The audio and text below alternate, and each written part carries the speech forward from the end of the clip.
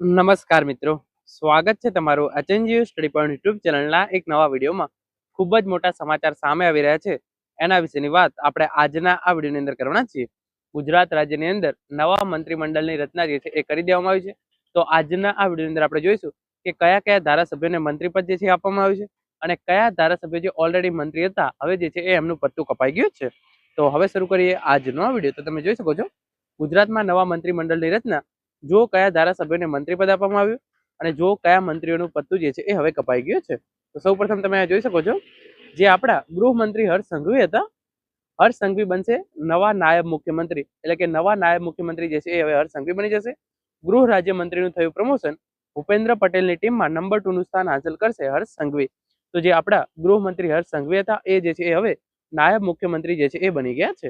અને આપણે બીજા ધારાસભ્યોની વાત કરીએ તો તમે જોઈ શકો છો જે નવા મંત્રીમંડળની યાદી જે છે એ આ પ્રમાણે છે: પ્રફુલ પાનસેરિયા, કુંવરજીભાઈ બાવળિયા, ઋષિકેશ પટેલ, કનુભાઈ દેસાઈ, પરસોત્તમ સોલંકી, હર્ષ સંઘવી, પ્રદ્યુમન વાજા, નરેશ પટેલ, પીસી બરંડા, અર્જુન મોઢવાડિયા, ક્રાંતિ અમૃતિયા, કૌશિક વેકરિયા, સ્વરૂપજી ઠાકોર, દર્શનાબેન વાઘેલા, જીતુભાઈ વાઘાણી, રીવાબા જાડેજા, ડોક્ટર જયરામ ગામિત, ત્રિકમભાઈ છાંગા, ઈશ્વરસિંહ પટેલ, મનીષા વકીલ, પ્રવીણ માળી, સ્વરૂપજી ઠાકોર, સંજયસિંહ મહેડા, કમલેશ પટેલ અને રમણ સોલંકી.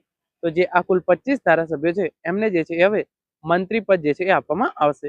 કયા ધારાસભ્યને કયું મંત્રીપદ આપવામાં આવશે એ હજુ સુધી નક્કી નથી, પરંતુ આ 25 ધારાસભ્યો જે છે એ એમને હવે જે છે એ મંત્રી બનાવવામાં આવશે. અને કયા કયા ધારાસભ્યોનું પત્તું કપાઈ ગયું છે, એટલે કે કયા મંત્રીઓનું પત્તું કપાણું છે, તો જે છે એ આ 9 મંત્રી છે એમને પડતા મૂકી દેવામાં આવે છે.